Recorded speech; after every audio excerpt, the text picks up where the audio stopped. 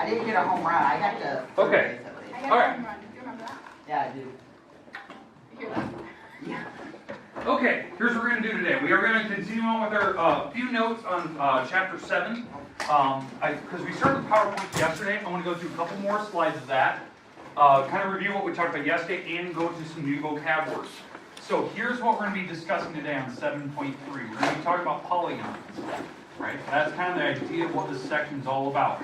The big deal today is to learn all these different vocab terms. That's what we have to discuss. So vocabulary terms.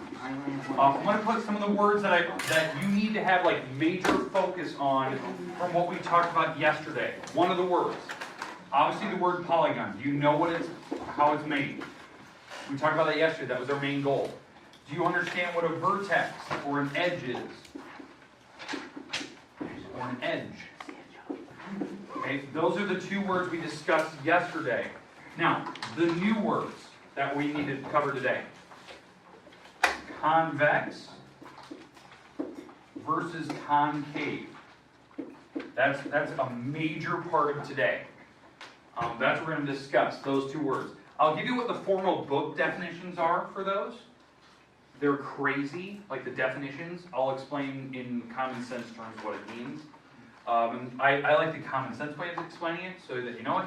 And then what we're going to finish with is the classifications.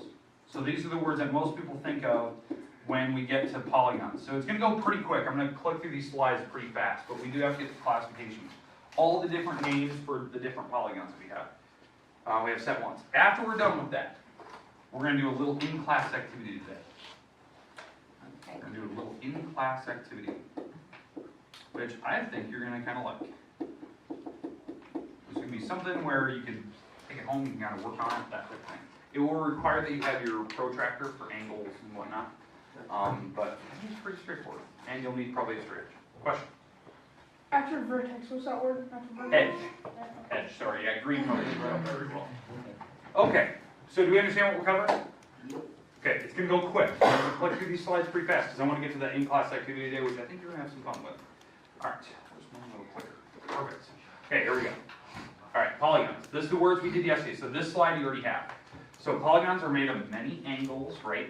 Where you draw segments connecting. Those segments are lines that have two endpoints. You connect them. They're on the same flat surface, coplanar, right? Coplanar means on the same flat surface. The rules were the segments had to hit two or more other walls. They had to intersect at the endpoints only. Couldn't cross like a bow tie in the middle. Had hit endpoints. And no segments could be, with common endpoints, can be collinear. They can't be in straight lines. There has to be flexes, bends. Because what was the major part? It was angles, right? You can't have straight lines. I want bends in the road where there's actually angles there. Okay. The two words that we discussed yesterday, vertex is those endpoints where the lines actually meet. So like when you look at the different shapes, there is endpoints, there's vertices. Vertices are plural, vertex is singular. And then the last one we talked about was edges. Edges were the sides of your polygon. So we call those edges or segments or sides, or you want to call it. Okay, we understand what we talked about yesterday. Okay, I know that was like a crash course. New word today. We got to talk about convex. It's one of our new words I want to discuss today. Convex. According to textbook, this is the definition of a convex. I'll let you write that down and see if you can make sense of it, and then I'm going to actually tell you what it is. Because that's what the book says, which is crazy. It's the craziest definition I've ever read.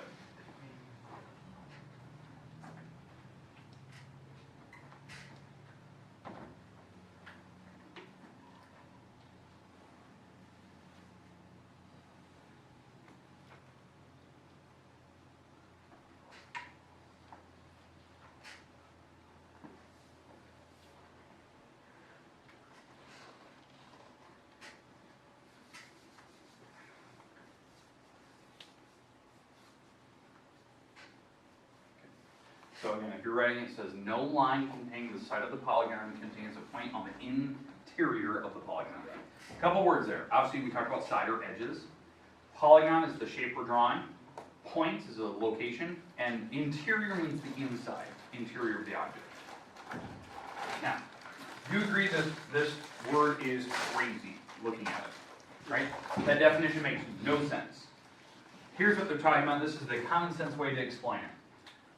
If you draw a picture of an object, something that has straight edges to it, right? And there's vertices. So we have segments connected at vertices, right? This shape is convex. How I think of it. It looks like a big fluffy pillow. Very open, very stretched, right? What they're trying to explain, in not so eloquent terms, is that when you pick any 2 points on the inside, any 2 points you want, and you draw a line connecting them, did this line stay on the inside of your picture? Did it stay in there? Was it completely on the inside of the picture? Yeah. That's what they're explaining. And you're probably thinking to yourself, how would that line be the outside of the picture? How is that even possible? That's the second word. That is called concave. Concave picture, or what the book refers to, your book refers to as non-convex. I like concave. Concave has a very similar definition. Line containing the side of a polygon contains a point in the interior of the polygon. So again, crazy definition. I'll explain it and how it compares to the other one. So this picture is convex, right? And I'm going to draw a concave picture here in a minute, once you have this definition written down. Again, PowerPoint will be online later. I'll post it to the website so you can always look at it on the slides if you want.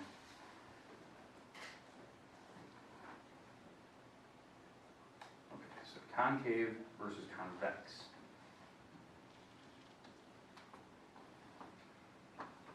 Now, as you're writing, the goal is to compare them and then discuss which one I prefer. Okay, that's what we're going to be doing.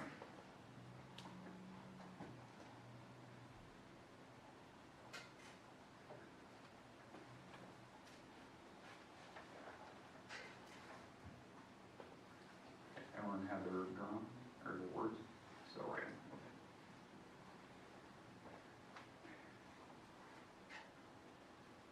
Now, how many walls are on my picture of that is yours? Sure. How many? 5. There's 5 sides.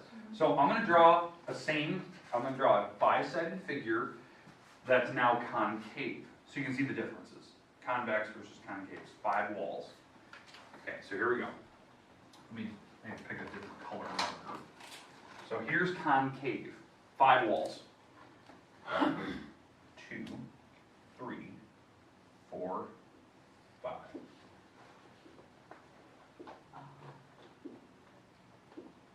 That is 5 walls. If you count, there is 5 walls there. Now, let's talk about the difference. This picture I just have on the board, this picture is concave. Concave. How I remember this. This is my common sense way to think about it, and then I'll explain what the definition is. Does it have a cavity? Like, does it have a dent in it? Does it have a mouth, a cave, right? A cave on it. What they're trying to explain is that what these words are saying is that when you pick 2 points on the inside, so I'm picking 2 points, do you agree that those points are on the inside of my picture, right? And you draw a line that connects them, a straight line. Do you see that the line goes to the outside of the picture now? If that's possible on your picture, that you could move points in such a way that when you draw a line connecting them, it crosses the outside of the picture, that contains the side of your polygon, that picture is concave. Well, common sense way, I don't like the definition. Common sense, does it have a mouth, a cave, a cavity like the tooth, right? It does have a dent, that's concave. Okay. Now, which one do I prefer? Convex. Convex is the pictures that we will draw in this class. Convex pictures, very open on the inside. No cavities, I don't want things bowing inwards, all that good stuff. The reason why, when we start talking about certain shapes, the only type of picture I'll ever draw are these. I'll only draw convex pictures. Because the properties we learn in geometry and algebra 1, those properties only apply to convex, not concave. Now, where you see something like this out in the real world, architecture typically uses convex pictures, like rectangle shapes. You never really see a design of a house, like a blueprint of a house, where the walls are caved inwards. It just doesn't make sense to do that. unless you have like a horseshoe-looking house kind of a thing that makes like a L shape or something. But that's the idea. So, so I want convex, not concave. Now, thinking about like in terms of like entertainment, what you guys are very probably familiar with, I'm thinking like movie directors. I'm thinking of like a Tim Burton film. Tim Burton is one who did Willy Wonka and the Chocolate Factory, did Beetlejuice, Big Fish, Nightmare on Elm Street, if you've ever seen those films before. Probably Willy Wonka is probably the one that you guys probably know. So we went from Willy Wonka to all horror movies? Yeah, I mean, yeah, it's just kind of weird movies, right? Tim Burton's style is every object that he sees in the background of his frames are always concave pictures. Very weird, obscure things. So if you look at like one of his movies, like you look at Alice in Wonderland, that was another movie that he did.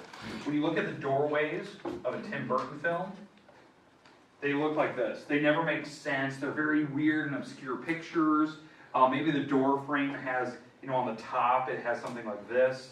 It doesn't make any sense. Like, why would anyone build a doorway that looks like that, right? But that's Tim Burton's style, right? He does very asymmetrical pictures, concave pictures, because it stands out. It attracts your eye. You don't even want to look away because you can't really wrap your head around what you're looking at. It just doesn't look right.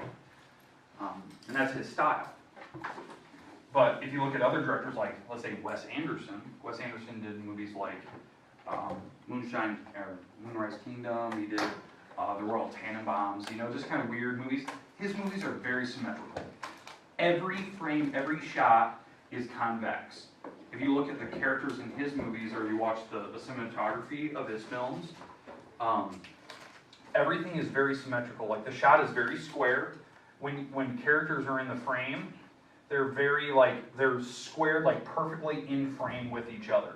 So, and if there's like background things, there'll be exactly the same amount of objects in the background, where they separate each one perfectly. It's perfectly symmetrical across this film. That's very different than a Tim Burton film. Everything would be random and obscure and it wouldn't make sense. It's just a different style of cinematography, right? The cinematography that he uses. But yeah, but these are the two objects that we're talking about today. All pictures today are going to be convex, and I'll show you a bunch of pictures of that. Okay, all right, we understand? Now, on this slide, I also have a couple words in case you're like looking at it, you're looking at this slideshow online, and you're like, I don't understand this still. Here's the words. Draw a line containing the two interior points. Does it cross the outside? Then it's called, if it does, if it crosses the side of the polygon, it's called concave. So that's my common sense check. All right, last slide today. This is my last slide. The different classifications of polygons, all the different shapes you can think of. Okay, we even talked about the first one yesterday. I think Dalton even brought it up. What was the first shape we talked about yesterday? It's got three sides. Triangle. Triangle, first type. Triangle is the first type of polygon. Has three walls. Okay, three sides. That's a triangle. Okay, question? Yes. Okay, the second type we're talking about, it's called the quadrilateral. How many walls do you think a quad has? Four. Most people think, oh, like a square rectangle? Nope. They're called quads, quadrilaterals. A square and a rectangle are a very specific type of quad. I'm talking about any random four-sided figure. In fact, I'm going to show you a concave picture of that. Because that's convex, right? Big, fluffy pillow, right? Here's a concave picture. Four-sided figure. This is four walls. That's concave. How many people ever see a four-sided figure that looks like that? Kind of weird. What does it look like? What? Oh, like an arrow. Yeah, kind of arrow. Arrow has that type of shape. Okay, question? Can a triangle be convex or whatever? It's convex. Can't be concave. There's no way to bow it inwards. Yeah. The four-sided figure, the quad, is the first one you can make as concave. You could bow inwards. That symbol, that when I look at it, it looks like an arrow. It looks to me like, if you're into Star Trek, it looks like a little like Star Trek symbol. The communicator that they have on their like sleeve, their breast. Yeah. All right. 5. Pentagon. Pentagon has 5 walls. It looks like this. This is the Pentagon building in Virginia, right? The unique thing about this building, It has 5 walls. Every wall is exactly the same distance. It is very perfectly symmetrical. Even the garden in the middle of the Pentagon, the garden in the middle is a perfect pentagon itself. The walls are all the exact same sizes. Okay, so that's the Pentagon building, right? It's where the government officials work, FBI, CIA, they all converse there for the major top minds. Didn't a plane hit there too? What? Yeah. Yeah, that was Okay. during 9/11. There was a plane that crashed into the side of it. Yeah, I don't actually know which wall that we're actually facing there, but yeah, it didn't go very far, but it did hit one of the office buildings that was in there. But yeah, so the Pentagon, it's a perfect 5 side. Now, what they also call that, since that building is so perfect, 5 sides, like where they're exactly the same distance, right? That's a terrible picture, but all of them are exactly the same, right? That picture is also called a regular Pentagon. Which I know that is so goofy to say that, because like in English, what does regular mean? Normal. Like normal, like very plain, right? But in geometry, regular means everything's equal. All walls, all angles. That's rare. That's rare to see a picture like that, which kind of goes against what you think regular means. Regular is plain. Regular pentagons are where every wall's the same, every angle's the same. There's 5 angles on the inside. They're all the same. So regular is a very special type. You can have any type of regular picture. You can have a regular triangle, you can have a regular quad. Those have specific names. We'll see those next week. All right, next one. 6-sided figure. What do you think? Pentagon. Hexagon. How I remember hexagon. What's one of the letters in the middle? Oh, wait, A. X. What number has X in it? 6. 6 walls. That's how I remember. Hex 6. That's how I remember. Hexagon. It looks like this. Not a stop sign. That is honeycomb. Like what a bee would build their honeycomb, their hive. Okay. Protein crystals come in that shape. Bacterial crystals, or like bacteria, comes in that shape. It happens in nature a lot. You'll see that if you ever go to biologies and stuff. But that's 6, right? Next one, heptagon. That's a 7-sided figure. I've actually seen it referred to as a different word, septagon. Yeah. So septagon, that is a 7-sided figure, right? I don't care which one you use. I think your book uses heptagon. Hepta and septa, it's difference between Roman and Latin. Greek and Latin, I think. It's Greek and Latin. Those are the 2 versions. So it just depends on what textbook you actually pick up. I've actually seen it in different books in my geometry in the back. So heptagon is usually the one I use. Okay, 8 sides, and you said it earlier. Octagon. I actually think that's the word. That's supposed to be an A. That doesn't look right. I think that's an A. So put an A right there for that hole in the middle. I'll have to fix that. Didn't catch that. Octagon. Octagon, that's a stop sign. 8 walls. In fact, most of the major road symbols have, a unique polygon that they associate with. The reason why is it's very visually striking. You wouldn't even need to see the words on to know what it is. You just have the sign and the color. Like most people know that, when they see the symbol, it's to stop. They don't even need to print the word stop in it. When you see triangles, that's usually some type of road warning symbol, like no passing or something like that. The quads, 4-sided figures, are usually used for informational stuff, like what road you're on, what speed limit it is, where the distances between towns come in rectangles. Those are like informational symbols. One-way symbols. It's information, right? So each one of these has a specific purpose. That's probably one of the hardest things you'll ever see on the driver's ed tests. That you'll be given the pictures of the road signs, but no words are printed in them, and they'll ask you what they are. For the moped test, we have that. Yeah, that is by far the hardest part of that test. Mm-hmm. The word stuff is easy if you just have common sense. The signs, way harder, because you're like, I've never even seen that sign before. You have to study those. I only got no passing, yield, and stop on that. I failed the rest of the signs. Yeah, it's one of the hardest things. It's one thing you actually have to study. What's I was taking my permit test. Yeah. Yeah. And one of the questions that was my last test. Yep. I already missed 5 and missed more than 5 and failed, and I missed it because I didn't know what it was. Yeah, it's the hardest thing, and they never even warn you of it. Yeah. That it's going to be there. It's the hardest part of that test. I know it is. All right, 9-gon, or that's written correctly. 9-gon, or what I refer to as nonagon. N-O-N-A-gon. Nonagon is the correct term. That's the Latin version of it. It's kind of like with the others. Your book refers to it as a 9-gon. I don't like that. That's what most other textbooks refer to it as. It's a 9-sided figure. I don't have a picture of it. Decagon is 10. We've actually seen deca before. When we did the metric system, I think we talked about when we use rulers, like inches versus not. We're going to be going into that more. That's actually the end part of this chapter 7. We'll start using the ruler, like metric system versus the U.S. customary system, inches, right? So deca means 10, deca. 11-gon or hendecagon, hen meaning one more than decagon, so hendecagon. And the last one, 12-sided figure, dodecagon. Do meaning 2 more than a decagon. So, dodecagon. Okay, now obviously, this is like triangle down through a 12-sided figure, dodecagon, right? 12 sides, dodecagon. 2 more than 10. After that, they don't have any special names anymore. So if we go to like a 13-sided figure, it's called a 13-gon.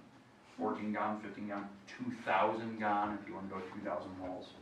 You know, if it's really big, you know, that type of thing. Okay, we'll talk about that. But does everyone understand the names? Everyone have them written down? Okay, here's our in-class activity today. I think you're gonna like this. So, Mr. Schmidt, are you gonna? Would you like to do this, or do you want me to? I'll jump in. All right. Please, I'll put the little thing up on the board here for you. Cool. There's a new triangle. It's called a shanagon. It's an L-shaped god. All right. Here we go. A shotgun. Oh, That's there you go. shotgun. Alright, so we're gonna use our names today to measure some angles. So you're gonna do some drawing and measuring of angles. So if you have a name, so like mine starts with a K, you're gonna have to probably use a ruler because we want you to have straight edges. And we want good angles. So no rounded lines. Okay? So like if you have like an S, you can start off with your top line, and then you're gonna make like little lines down to make that. Gosh, that's gonna be hard for me. Yep. Robot, unfortunately. S is one of the hard ones. Mine's the easiest. So you're gonna have Just your angles in initials. every letter. That's your initials. Nope, the whole name. Whole first It's name. gotta fit on a whole Yeah, sheet of God. paper. only your first name. Yep, first F. name. Sorry, Beth. You're gonna Oh, have I to should've drawn low. You gotta make it fit. Now, the one thing she Go. didn't explain, it has to be perfectly I'm just gonna do symmetrical. like a little, I want your entire name on the page, like a stop and I sign. want it to fit nice and neat. Wait, first time last Okay. Just first. So, just first name, that's all you have to do. This way. So, horizontal. horizontal. Nope. Ah, You gotta Elizabeth, make it all the fit way on the whole across. paper. Okay, it's your first name, no abbreviations, no nicknames, nothing like that. Can make Now, it as big I as- want your name really nice and big. Do you see how big she's writing her letters? You have to go all the way across and make sure every letter's there and they're perfectly spaced Like this. so it fits the page. Okay, bigger the better because you do have to measure angles. So let's show how to measure these things. If So, it's like a gear node, you have to do the inside shape and up. so, The shanagon is so, here we go. this. So we'll talk about, so yeah, if you have like the letter D, you're just gonna measure the angles on the inside of the figure. So do the inside too. Yeah. Alright, so you wanna show how to measure them? So like if I'm gonna do this angle here, my K, I'm gonna do that one. So I'm gonna get to my point, line it up, and they do those I'm doing it the opposite way, No, so you're it's fine, like the you're outside fine. numbers. No, you're fine. So I'll do the outside numbers Yep. there, and that one would be 40, so I would mark that angle as 40 degrees. That's what we want. Every angle in that picture. Wait, how do you do an X? Hmm? How do you, X, yeah. draw the lines crossing right in the middle. So You it's have like 4 this. angles on an X. It's Oh, perfect. annoying.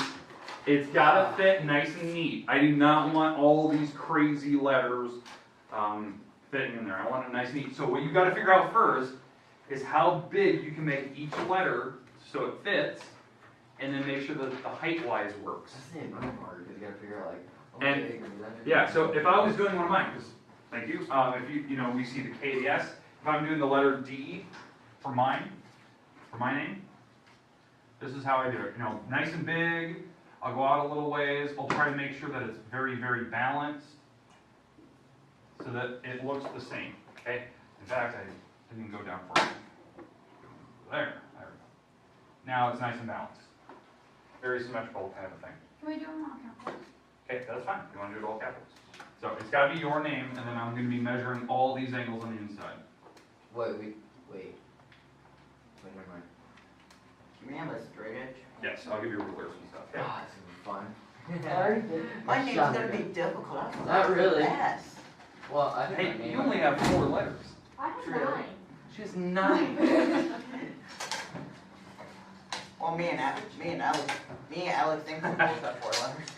So remember, the trick is you got to figure out how to draw it. That's going to be the hardest part. You got to figure out how to space it so it looks right.